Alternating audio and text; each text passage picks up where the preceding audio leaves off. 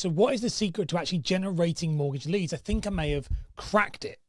That's a massive exaggeration. Don't worry, I actually haven't. But I have found something very recently that I want to share with you, which is community is what equals really great, consistent, warm leads that want to work with you and want to refer you and recommend you. It's all about community. And without having community, then you are going to notice that your leads are going to dry off, or you're going to be replaced as soon as someone better and more likable comes along. Now, I came to this realization myself by working with multiple clients, and one client specifically. So I have one client specifically I work with who they themselves are actually devout and strong believing evangelical Christian.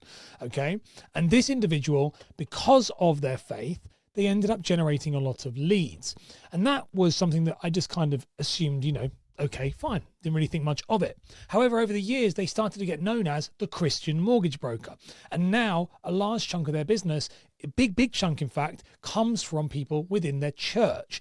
Now, they were not the only person. When I started to notice this, I started to notice as well, I work with 54 clients at this point, but I've worked with hundreds of people, and I've worked with lots of Muslims. I've worked with lots of Jewish people. I've worked with lots of Christians. I've also worked with lots of Hindus.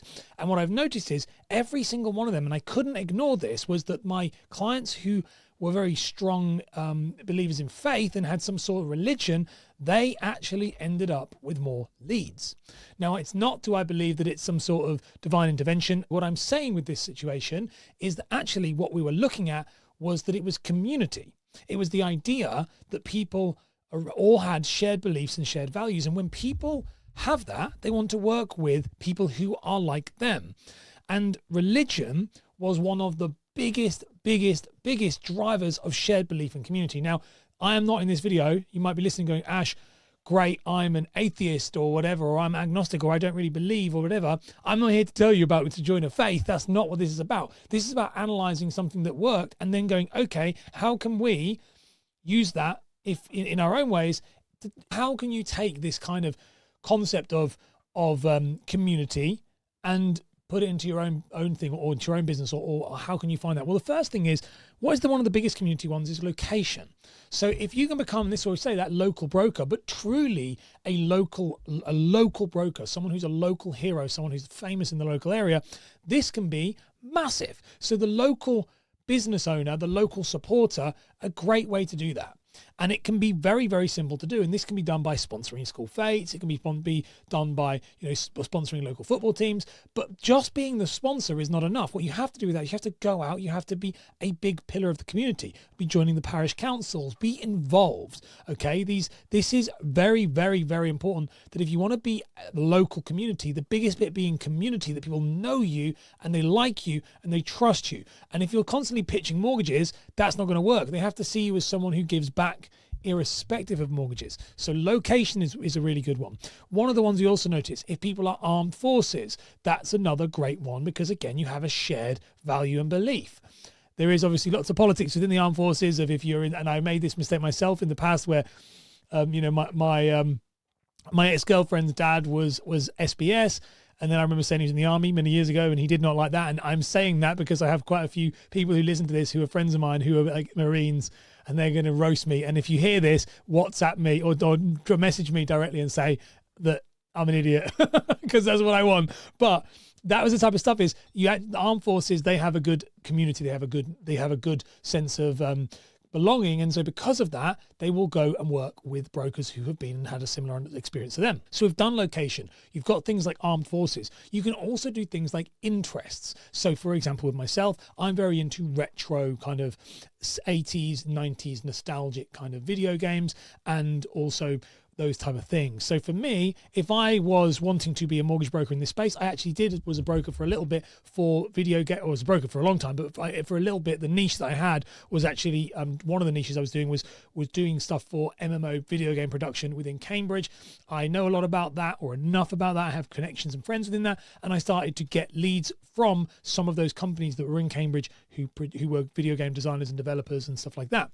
Again, shared interest. So you can do it around anything. That could be around football. It could be around business. So entrepreneurship is one of them. So making podcasts of local business owners and getting well known. Again, very, very valuable. One of the ones, a great example of someone who does this is Reese Schofield. I love Reese to pieces. Just an incredible human being, that guy. But Reese, big Warhammer fan. So I know he's a Warhammer fan, and I know that he leverages that a lot within his networking within kind of B2B, but he also leverages it within B2C. He's incredibly good at expressing his interest, and that attracts people to him. So interest is another type of way of building community.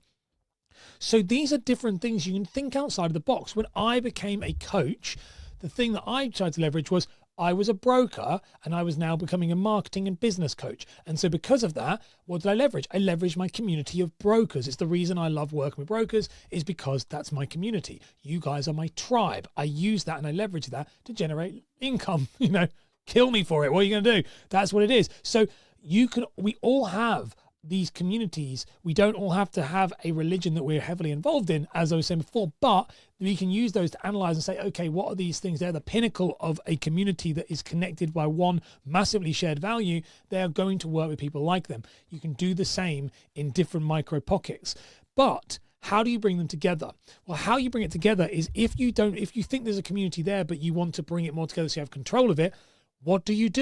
You make the community. Now, actually, a very interesting example of this is one of my competitors, and also like somebody that, we've known each other for a long time, and we have mutual respect for each other, which is Gary Dass. Now, some of you love him, some of you hate him. It's irrelevant what you all think of him.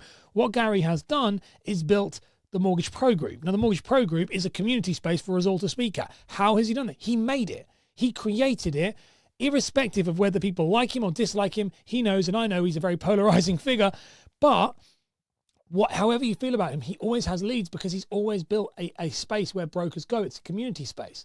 So new brokers will work with him because they see him as the guy who created the community. This is something you can do yourself.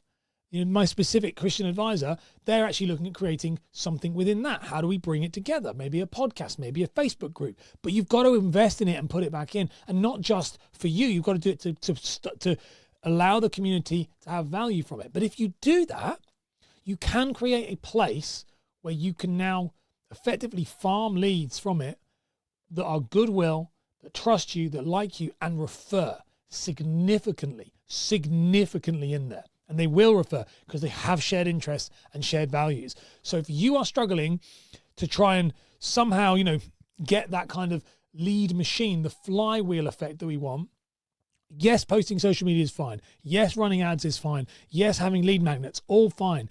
But one of the easiest ways to do it is tap into a community, give back to the community, and the more you give back, the more you will get in return. It's the only reason I keep making content like this for free when I have a waiting list and can't take anybody on.